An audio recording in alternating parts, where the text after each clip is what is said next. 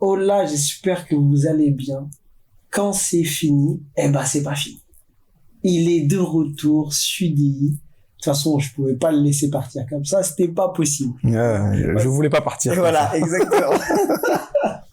Donc, voici le deuxième épisode. Et en fait, dans cet épisode-là, ce qui est important pour moi, enfin, ce que j'aimerais que tu nous partages, c'est ta vision, en fait, de l'enseignement, donc du mentorat, et comment, en fait, tu gères les enseignements pour les mettre à ta sauce, ou tu refais la même chose. Comment tu fais ça?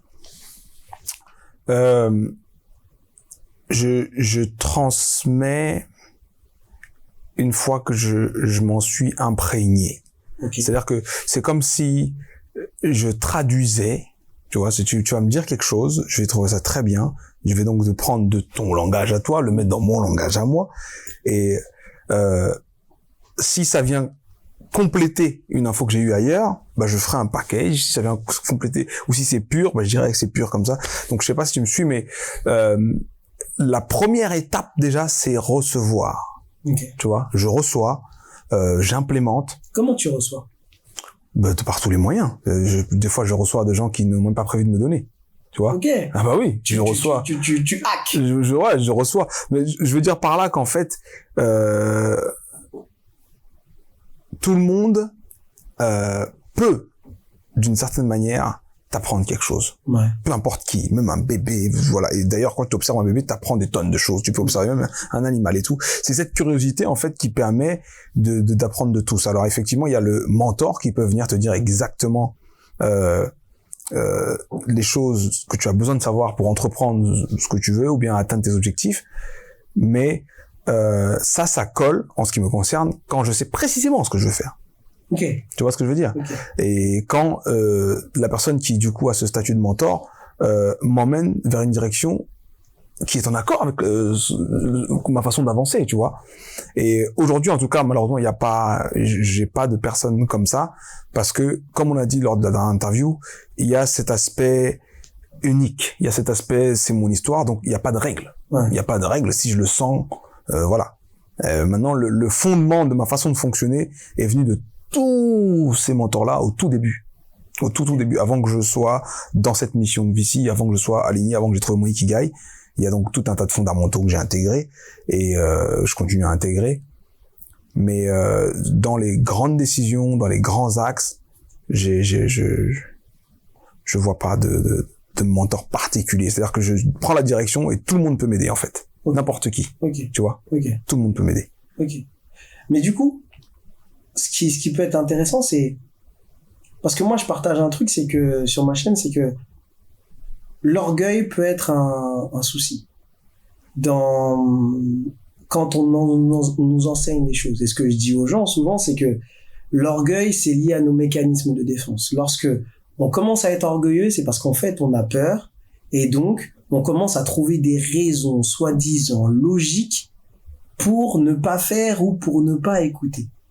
Et que, moi, j'aime bien, tu sais, les mots, j'aime bien... Et en fait, j'ai remarqué que le mot homme et humilité, ils avaient la même racine. Être proche du sol. Tu vois?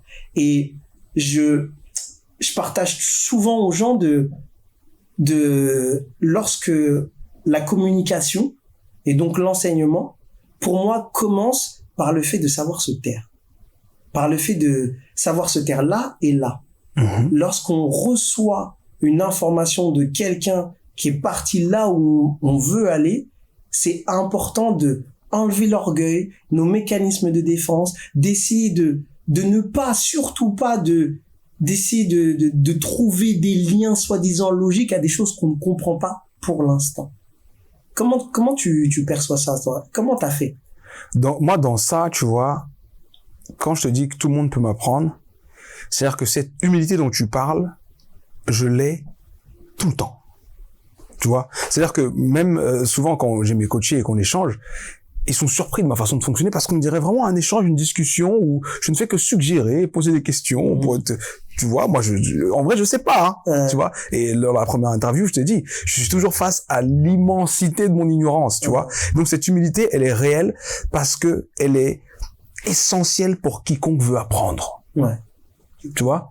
J'avais fait une vidéo, je sais pas si tu l'as vu, que j'avais appelée l'allégorie du bonsaï. Non, j'ai pas vu celle-là. Explique. Je suis trop fier de cette vidéo. Je suis trop fier de cette vidéo. Ouais, franchement, elle est bien. Parce que tu vois, c'est un truc où la métaphore m'est venue et j'ai dit, mais c'est trop bien. Parce qu'en fait, très peu de gens savent comment on fait un bonsaï. Ouais. Je sais pas si tu sais comment on fait, ou je sais pas si vous savez, vous. Non, vous savez pas. Non. Du coup, un bonsaï, c'est la même chose qu'un arbre normal, ok, que tu mets dans un petit pot et que tu empêches de grandir à chaque fois. Donc tu le mets dans un petit pot, ses racines veulent prendre de l'expansion, tu bloques les racines, tu bloques les racines. Ses branches veulent prendre de l'expansion, tu coupes. Et à terme, en fait, il s'adapte et il fait l'arbre, mais en miniature. Et en fait, j'ai pris cette image-là pour que les gens comprennent que dès lors où tu te fermes au monde, dès lors où tu crois que tu sais, dès lors où on veut te dire quelque chose et tu dis non, je sais, eh ben tu deviens tout petit. Ok. Tu vois? Ouais, top. Et c'est un peu ça que j'explique dans cette vidéo-là. Et j'incite les gens justement à être ouverts et à considérer que la personne en face est un maître dans un domaine très précis. Mais du coup, quel serait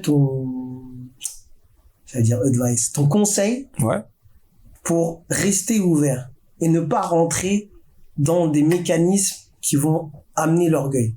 Qu'est-ce que tu conseillerais, toi? Moi, tu choisis le mot orgueil, toi. Moi, j'adore parler de l'ego. Ouais. Et en ce moment, je bosse beaucoup sur l'ego parce que les personnes que j'accompagne ont des gros problèmes à ce niveau-là et de vraiment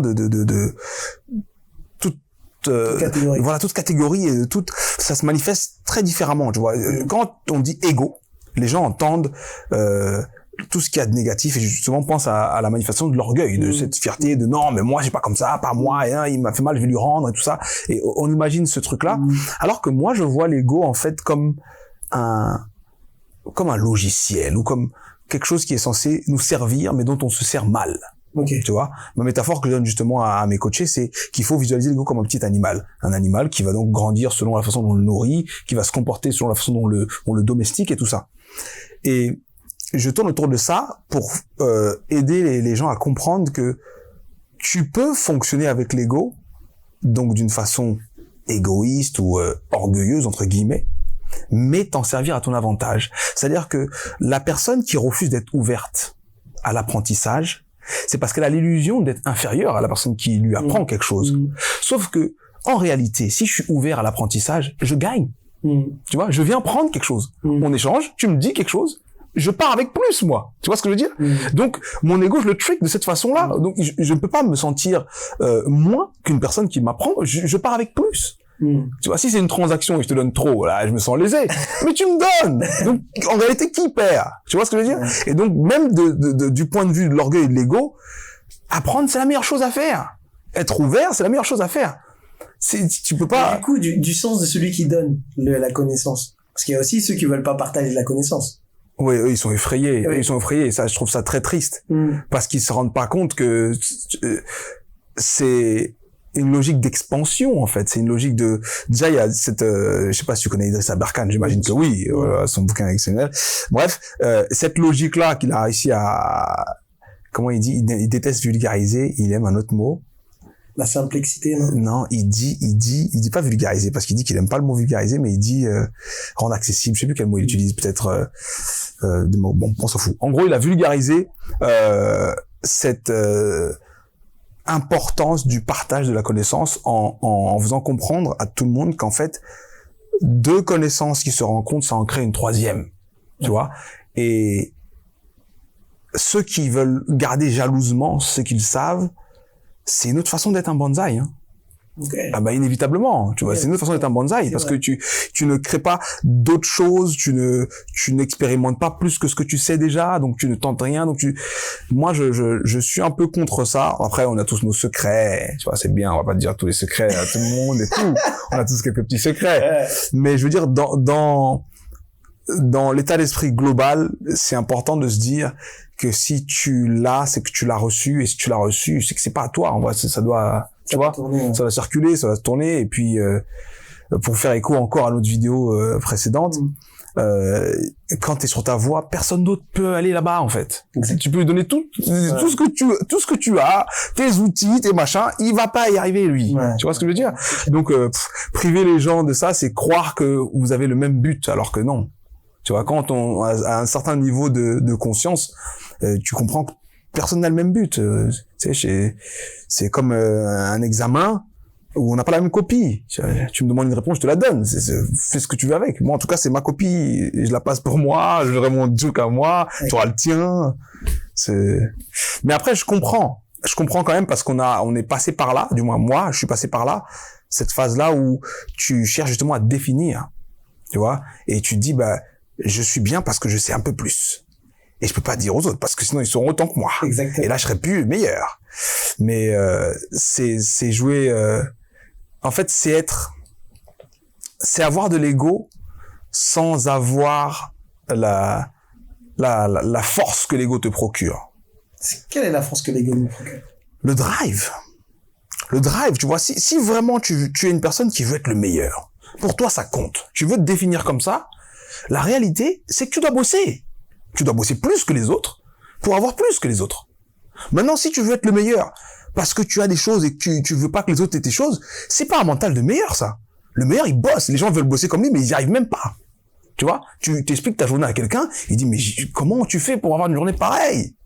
Là, tu parles de toi. Tu vois? Et là, tu dis, non. Là, c'était exceptionnel parce que là, tu parles de toi. Non, absolument pas. Et non, c'est très bien. C'est très bien parce qu'en fait, là, franchement, regardez parce que ce qui vient de se passer, c'est extraordinaire. Vraiment. Là, on a affaire, je vous l'ai dit, je le dis pas parce qu'il est là, hein. Mais en fait, ce qui est bien, c'est pour ça que je suis resté beaucoup dans l'observation, c'est qu'à un moment donné, je t'ai dit le meilleur, je me suis dit, est-ce que ça lui parle? Et là, boum, t'es sorti de ta coquille. Si on regarde la vidéo, il y a une différence, le avant et le après le meilleur. C'est extraordinaire. Ce mec-là est aligné dans sa manière de travailler. Et en fait, là où je suis complètement d'accord, c'est qu'en fait, des meilleurs, il y en a partout. Il y en a partout. Des numéros 1, de manière bizarre, il y a beaucoup de numéros 1. Donc, est-ce que ça compte? Mais des comme vous, il y en a pas. Ça, c'est sûr. Des comme vous, il y en a pas. Donc, moi, je suis complètement d'accord. La chose qui fait la différence, c'est ceux qui bossent et ceux qui bossent pas. Voilà. Vous pouvez être talentueux, mais si vous ne bossez pas, Voilà. si vous ne bossez pas sur qui vous êtes, sur l'endroit où vous voulez aller, comment le communiquer aux gens, c'est quasiment impossible, en fait. C'est quasiment impossible et vous serez, j'adore ton truc. Vous serez un putain de bonsaï. Ouais. C'est un bonsaï. C'est vraiment ça. C'est un bonsaï. Et en fait, si tu avais, pour finir la vidéo, même si c'est court, si tu devais donner un conseil qui permet de justement d'éviter la problématique du bonsaï, ce serait quoi? Rester curieux. Ok. La curiosité. Tu peux pas faire d'un enfant un bonsaï. Il pose trop de questions. Ouais. Il veut trop tout savoir. En fait, il est en accord avec son ignorance. Il l'accepte. Et il veut apprendre. Quand il te pose la question, il se dit pas, on va me juger de quelqu'un qui sait pas. Il s'en fout. Lui, son but, c'est savoir. Je sais pas, je veux savoir. Je sais pas, je demande. Exactement. Mais tu te rends pas compte. On est dans un monde où c'est tellement complexant de pas savoir que des gens se trompent de chemin. Ils roulent des heures dans une mauvaise direction. Ils passent des heures dans un centre commercial. Ils sont incapables de demander c'est où le rayon des PQ. Parce que ça va jusque là, tu vois. Il y a aucune honte à ne pas savoir. Il y a des choses qu'on sait et que les autres ne savent pas, et il y a des choses qu'ils savent qu'on ne sait pas. Et c'est pas gênant de demander. Moi, il y a aucun problème. Tu vois, quand tu m'as envoyé le mail, tu m'as parlé d'un bouquin. Moi, tu m'as dit, je n'ai pas lu, je ne connais pas. Tu vois ce que je veux dire? Je n'ai pas lu le bouquin, je ne connais pas. Si je le lis demain, si je le lis demain et que je trouve que c'est génial, je te dirai, oh putain, merci Pat, parce que ce bouquin est vraiment génial et tout et tout. Mais il y a aucune honte à ne pas savoir. Et c'est même une bonne nouvelle. C'est grâce à cette indication, tu vois, grâce à cette précision sur notre ignorance, on sait que dans ce domaine précis, je peux avoir une réponse, donc je peux potentiellement être un peu plus. C'est une bonne chose, tu vois. Et même en prod, tu vas passer 15 minutes à chercher le PQ toi-même. Si vous le papier toilette, deuxième rayon à gauche. Merci. Tu vois? Ouais. C'est génial de demander. C'est tellement simple et c'est tellement vrai. Très, très grosse pépita pour finir. Merci beaucoup. T'aimes bien les Sudi. pépitas. Ah, attends, c'est Les pépitas. La pépita. Ok, bah c'est top. Donc, merci beaucoup, Sudi. Allez voir sa chaîne. Il est ouf.